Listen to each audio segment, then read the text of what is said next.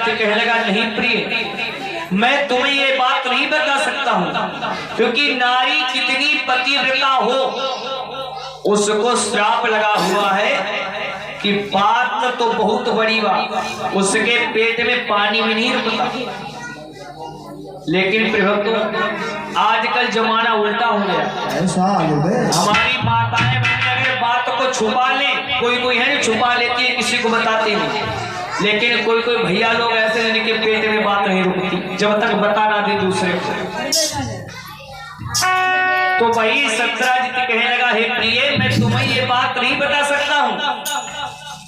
प्रभु जब युधिष्ठिर को पता चला था कि कर्ण मेरा भाई था और मैया कुंती ने मुझसे ये बात छुपाई, तो युधिष्ठिर ने पूरी नारी जात को श्राप दे दिया कि कभी भी नारी के पेट में बात नहीं रुकेगी।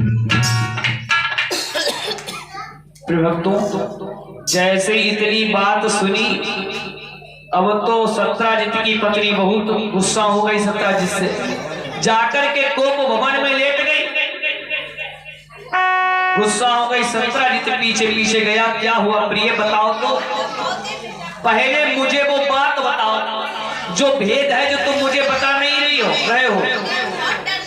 सत्राजित कहने लगा, प्रिय मैं तुम्हें कैसे वो बात बताऊं, अगर मैंने तुम्हें वो बात बता दी क्या पता कोई और सुन ले या तुम किसी और को बता दो। सत्राजित की नारी कहेंगे, अच्छा क्या पांचों उंगली एक बराबर होती हैं, क्या सभी नारियां एक बराबर हैं, जल्दी से बताओ, ज्यादा नखरे मत दिखाओ हमें। खूब लड़ने लगी। तो प्रिभक्तों सत्राजित कहने लगा, प्रिय क्या कहने लगा, तुम्हें हमारे बच्चों की सौगंध हो, पुत्रों की कसम हो, ये बात तीसरे व्यक्ति के कान में ना जाए। अब प्रिभक्तों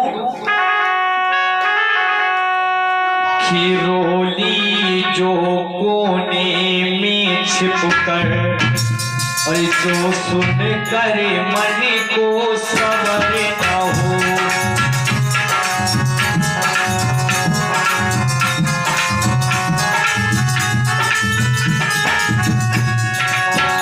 रोली जो कोने में छिपकर, हे प्रिय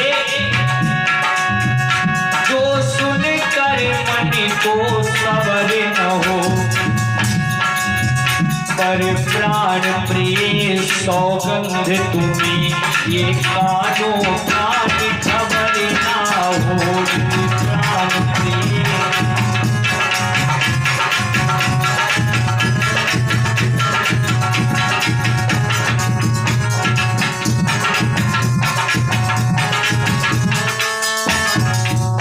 अरे प्रिय जो बात मैं तुम्हें बताने जा रहा हूं इसको सुनकर के तुम चुप्पा से रो लेना, मगर ये बात तीसरे व्यक्ति को बताना मत। सत्राजित की नारी कहने लगी, बहुत देर हो गई, जल्दी बता दो, बहुत नखरे दिखा रहे हो। तो सत्राजित कहने लगा, प्रिय जब मैं कन्हैया के दरबार में गया तो दरबारियों ने मुझसे वो मणि कहा कि इस मणि पर कन्हैया का अधिकार है, इस मणि को मोहन को दे दो, और मैंने वो मणि मोहन को नहीं दी। तो उस मणि के कारण कि मुझसे मांगी थी मैंने नहीं,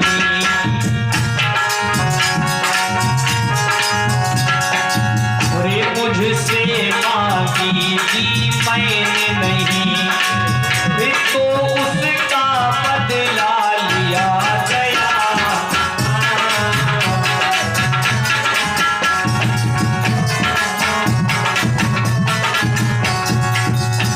मेरे विचारों में मणि के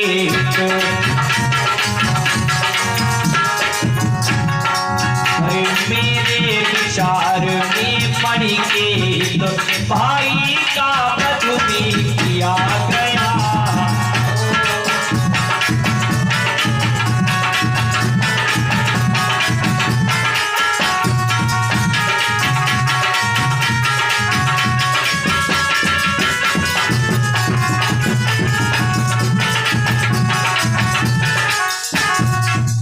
सत्राजित कहने लगा, हे प्रिय, मुझसे वो मणि मांगी गई लेकिन मैंने वो मणि नहीं दी। सुखदेव जी कहने लगे, राजन, आज सत्राजित ने वो बात अपनी पत्नी को बता दी कि मणि के कारण मोहन ने मेरे भाई को मारा है, मोहन ने मेरे भाई को मारा है।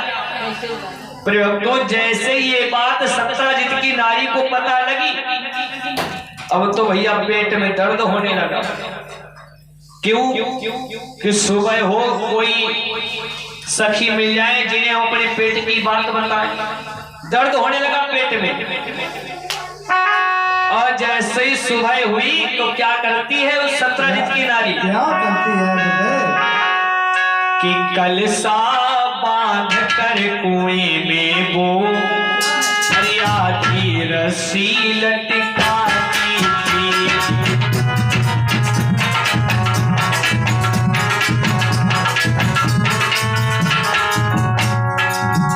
कारण कोई भी पनिहार जल भर में अभी ना आई थी।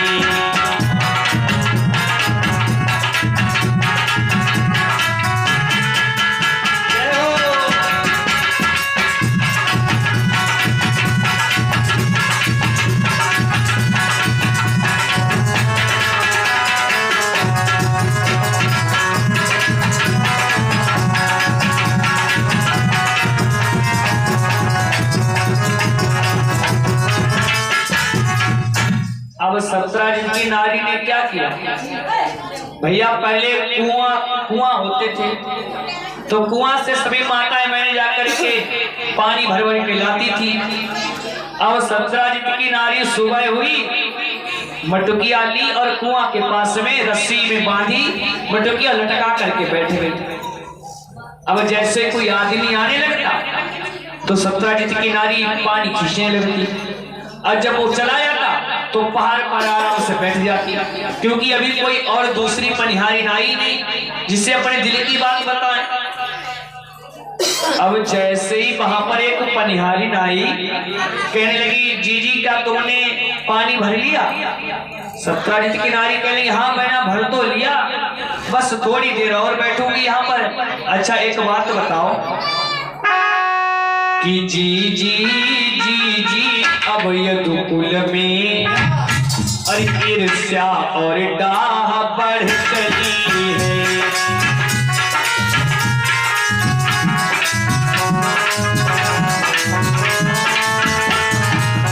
और कुछ बड़े बड़े लोगों में भी बातों पर बात बढ़ चली है।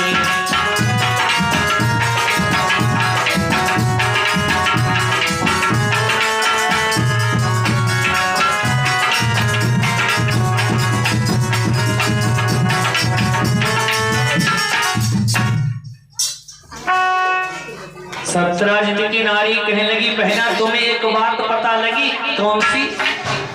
अरे अब हमारे कृष्ण के राज्य में ईर्ष्या बढ़ने लगी है। अरे डाह बढ़ने लगी है, डाह कन्हैया के राज्य में। कुछ बड़े बड़े लोगों में हमने दो चार बातें सुनी है, वो कहने लगे कि पागल हो गई है। अरे हमारे कृष्ण का राज्य राम के राज्य जैसा चल रहा है। ऐसा? राम का राज्य कैसा था प्रयोक्तो? ऐसा था कि दैहिक दैविक भौतिक तापा हो राम रामा। दैहिक दैविक दैहिक दैविक भौतिक तापा। दैहिक दैविक राम राज नहीं काहू व्यापा हो राम रामा।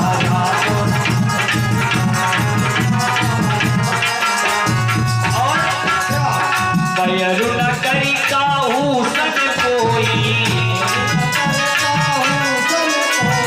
राम प्रताप विषम का कोई हो राम रामा। राम प्रताप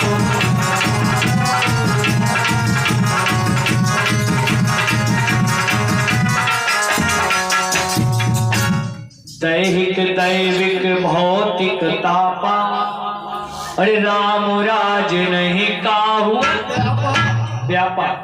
दैहिक, दैविक और भौतिक ये तीन प्रकार के दुख होते हैं, लेकिन राम के राज्य में किसी को ये दुख व्यापे नहीं।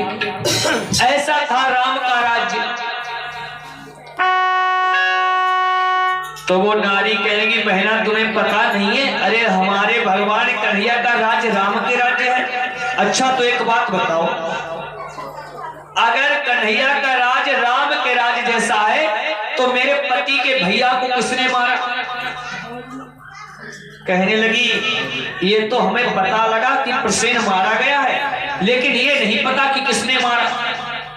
अब भक्तों बड़े ध्यान देने वाली बात है, पति ने सौगंध खिलाई अपने बच्चों की कि हमारी ये बात किसी तीसरे को ना बताइए, लेकिन उनके पेट में बात नहीं रुकी। कहने लगी बहना एक बात बताएं, अगर कृष्ण का राज राम के राज जैसा चल रहा है तो बताओ मेरे पति के भैया को किसने मारा? कहने लगी अच्छा बहना तुम बताओ किसने मारा, तुम्हें तो पता होगा। अरे बहना मेरे पति के भैया को उस छलिया मोहन ने मारा है, मोहन ने। अब जैसे ही मोहन का नाम सुना एकदम से भाग कर गई वो नारी भाग कर गई अपनी सहेली के यहाँ पर। कहने लगी बहना तुम्हें कुछ बात पता लगी? कौन सी? अरे प्रसेन को मोहन ने मारा है, मोहन ने। अब वो भाग कर गई अपनी सहेली के पास। कहने लगी तुम्हें कुछ पता कि क्या? अरे मोहन ने मारा है प्रसेन को, मोहन ने। उनने अपने पति से कहा कि सुनो कि हाँ कि तुम्हें एक बात पता लगी? अरे मोहन ने प्रसेन को मारा है, मोहन ने। कहने का मतलब जब तक सुबह हुई दूसरा दिन लगा, एक नारी को बात बताने से पूरी द्वारिका पूरी के घर घर में बात फैल गई कि मोहन ने प्रसेन को मारा। बताओ अब जैसे ही द्वारिका नगरी के हर घर में ये बात फैल गई, सभी कहते हैं कि मोहन ने प्रसेन को मार दिया एक मणि के कारण। भक्तों जैसे ही सुबह हुई एक सेवक भगवान कन्हैया के पास आया, कहने लगा स्वामी क्या कहने लगा कि स्वामी स्वामी चैतन्य बनो और जनता में हवा दूसरी है।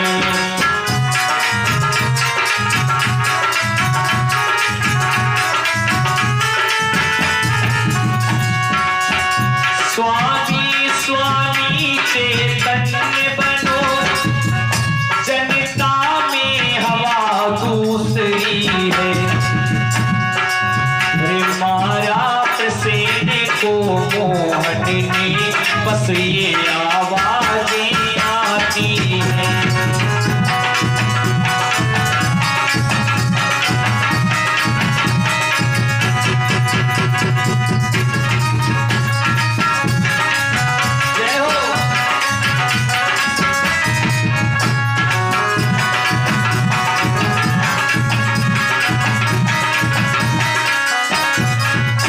आज सेवक कहने लगा अरे प्रभु उठ जाओ जल्दी से, पूरी द्वारिका नगरी में ये बात फैली है कि प्रसेन को आपने मारा। जैसे भगवान कन्हैया ने सुनी बात एकदम श्वास को चढ़ा गए कि आज इस जनता ने हमको भी नहीं छोड़ा।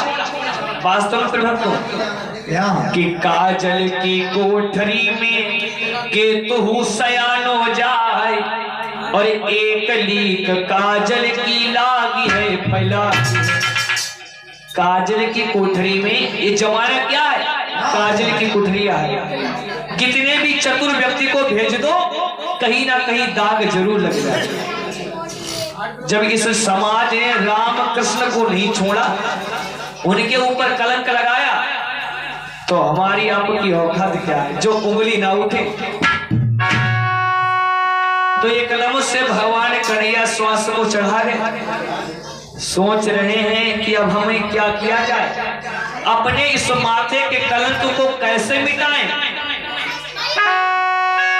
तो आज नाना उग्रसेन के पास गए, कह लगे नाना कि बोले राजन दे बात आज, अरे ये लांछन मुझ पर आया है।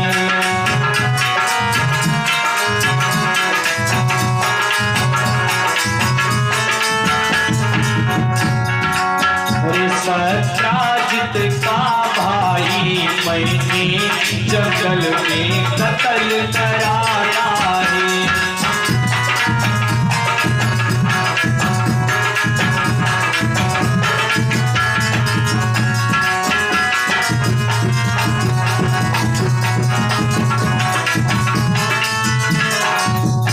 आज उग्रसेन के पास गए कन्हैया लाल, कहने लगे नाना जी हमको ये कलंक लग गया है कि सत्राजित के भाई प्रसेन को मैंने मार डाला है, इसलिए आप मुझे आज्ञा दो और मैं इस बात का पता लगाकर आऊंगा, और हो सकेगा तो अपने इस माथे का कलंक मैं मेटूंगा, अपने वंश का जो मुझे कलंक लगा है मैं इस कलंक को मिट कर आऊंगा। तो उग्रसेन की राय से प्रभु ने किया बयान, किंतु न पाया कुछ कहीं उसका पता निशान। भगवान कन्हैया अपने साथियों को लेकर के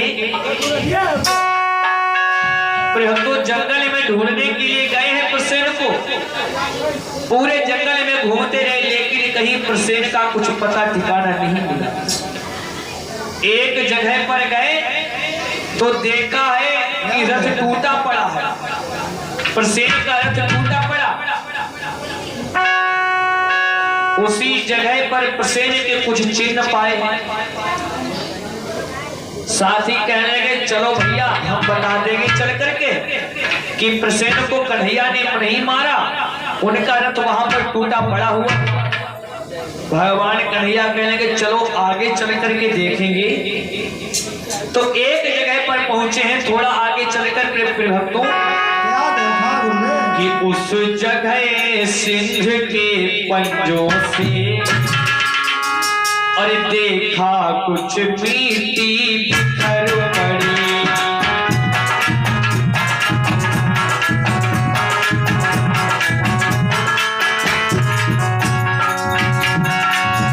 उस जगह सिंध के पंजों से देखा कुछ मिट्टी बिखर पड़ी।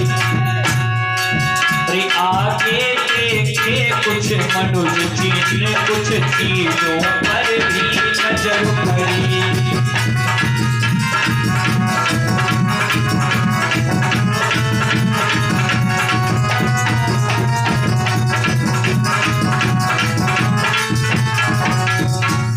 आगे चल करके देखा सुखदेव जी कहने के राजन परीक्षित महाराज। तो जब कन्हैया ने चल करके देखा कि वहां पर शेर के पंजा बने हुए हैं और वहीं पर प्रसेन के कुछ आभूषण पड़े हैं। साथ ही कहने लगे भैया अब तो पता लग गया है कि प्रसेन को शेर ने मारा है, चलो चल करके बता देंगे। भगवान कन्हैया कहेंगे नहीं भैया, कि मारा प्रसेन को शेर ने तो उसका पता लगाएंगे, जैसे होगा जब तक होगा अब मन लेकर ही आएंगे, जैसे होगा।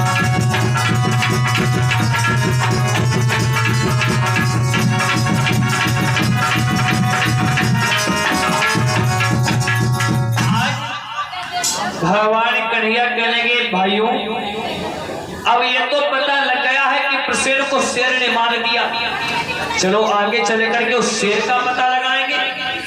अब जैसे भी हो उस मणि को लेकर ही जाएंगे। अब भक्तों जैसे ही आगे बढ़े हैं तो देखा वो शेर भी मरा पड़ा, शेर भी मरा पड़ा है। अब साथी कह रहे कन्हैया एक बात बताओ, अरे जिसने शेर को मारा होगा वो क्या साधारण होगा? चलो अब यहाँ से लौट चलते हैं, आगे बहुत भयानक जंगल आ रहा है कन्हैया, चलो चल करके बता देंगे। कन्हैया कह गए नहीं भैया चलो आगे चलो। भक्तों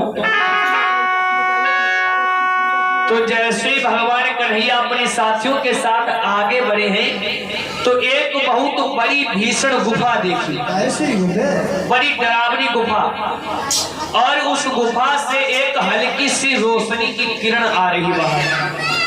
साथ ही कहने लगे देखो कन्हैया लाल, हमें लग रहा उस शेर को मारने वाला इस गुफा के अंदर बैठा है, चलो अंदर चले।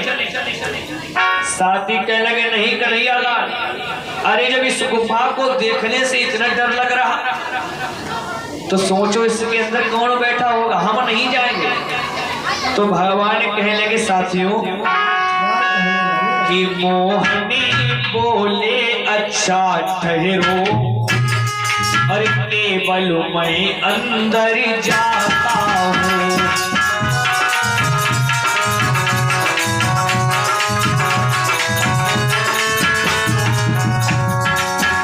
मणि लेकर पता लगा करके शीघ्र ही लौट कर आता हूँ।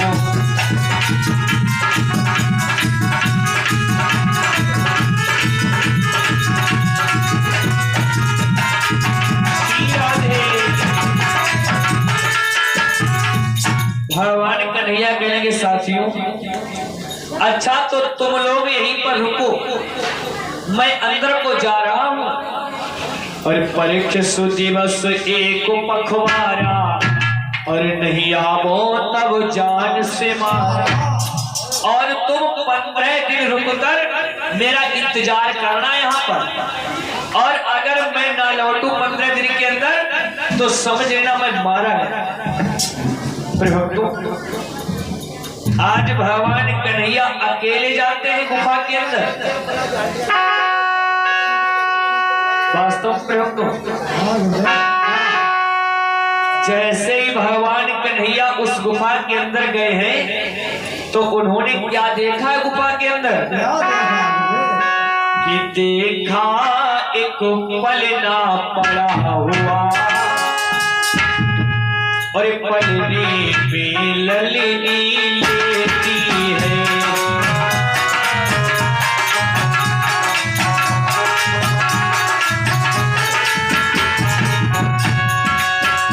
देखा एक पलना पड़ा हुआ, और पलनी में ललनी लेती है। ललनी के ही उस पलने में श्यामंत मणि रखी तो है।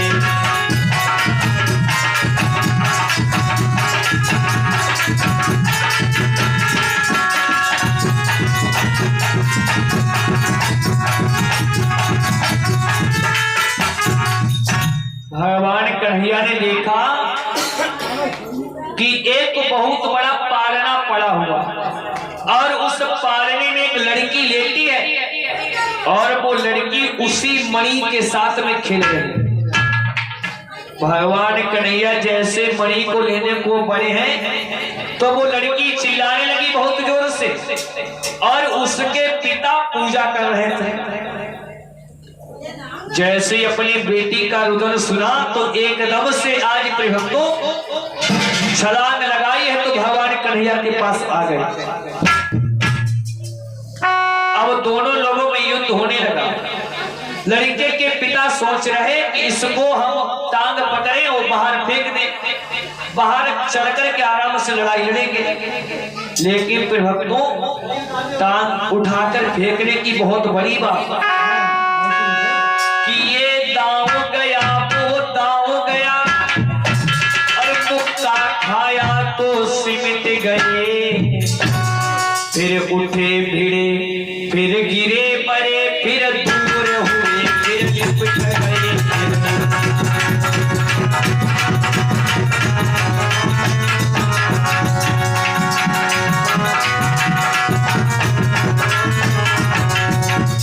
आज बहुत बड़ी बात। जैसे भगवान ने मुक्का मारा तो गिर पड़े हैं, लेकिन फिर उठे भगवान से फिर लिपट गए। भक्तों, ये युद्ध 27 दिन तक चलता रहा, लेकिन भगवान कन्हैया की टांग को, एक पांव को नहीं हिला पाया। भैया, ये त्रेता युग के जामवंत है, जामवंत। त्रेता युग में जामवंत बुढ़े हो गए थे, बुढ़ाई गए थे भैया। जब रावण से भगवान राम का युद्ध हुआ और जब भगवान राम विजयी हो गए तो भगवान राम ने कहा, कहने लगे जामवंत, तुम बूढ़े जरूर हो गए हो, लेकिन तुमने जवानों से ज्यादा युद्ध किया। अब जैसे भगवान ने इतनी बड़ी बात कही, जामवंत को अभिमान हो गया। प्रभुता पाई ताई मद रानी। भैया, जिसको प्रभुता मिल जाती है उसे अहंकार तो हो ही जाता है। जामवंत कहने लगा, कहाँ प्रभु? अरे मेरा मन तो था कि कुछ दिन युद्ध और चले, हमारे हाथ खजुआते रहे। भगवान कहने लो, अरे थोड़ी सी प्रभुता दे दी। तब ये कहने लगे, थोड़े दिन युद्ध और चले। भगवान ने कहने लगे, जाओ जामवंत। क्या कहने लगे? कि प्रभु बोले द्वापर आएगा और मैं वासुदेव बन आऊंगा।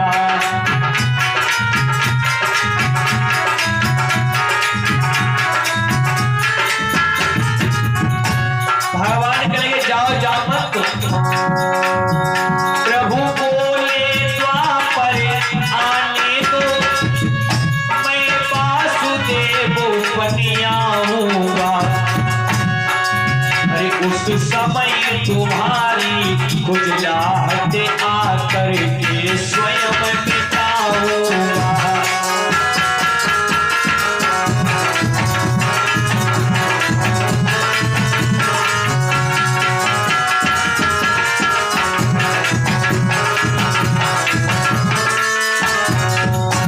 तो भगवान ने कहा, जाओ जामवंत, जब द्वापर युग आएगा और मैं वासुदेव बनकर आऊंगा तो तुम्हारे इन हाथों की खुजलाहट हम ही मिटाएंगे। भक्तों, तो वही जामवंत सोच रहे हैं, क्या हमारे प्रभु राम का अवतार हो गया? अरे हमारे बल के तो राम और लक्ष्मण थे। तो जैसे ही भक्तों ध्यान किया है, आहा, वही राम है, वही कृष्ण। कोई कोई भैया लोग सोचते हैं कि राम जी छोटे थे, कन्हैया जी बड़े थे। कोई कहता राम जी बड़े हैं, कन्हैया जी छोटे हैं।